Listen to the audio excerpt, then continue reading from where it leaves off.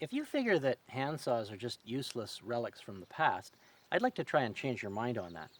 I happen to like handsaws, modern handsaws that is. I'm not much of a fan of the old rusty ones that you find in sheds. This particular saw is made by Irwin, and one of the reasons I like it is because it's got a Japanese tooth pattern. These teeth cut very precisely, very smoothly, and very quickly too. I've got a 2x8 here, construction grade, and I'm going to cut it right through. It should take me about 15 seconds or so.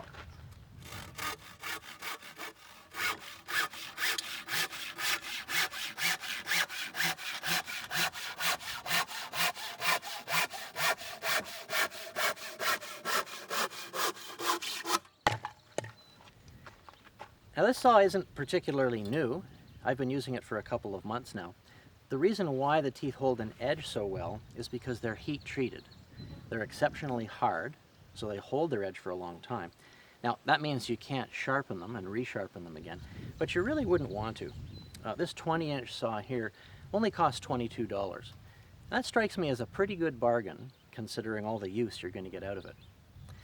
Now I'm not saying that a person would want to use a handsaw for everything, but there are times when you're working in close quarters and you can't get a power saw into place where a handsaw is a great thing. And also even for small cuts here and there when you don't want to plug in your corded saw or go find a charged battery for your cordless saw. Now come on closer and let me show you a trick for making square cuts without using a carpenter square or even a pencil. You'll find it a lot easier to make square cuts on boards with a handsaw if you pay attention to the reflection of the wood in the side of a shiny saw.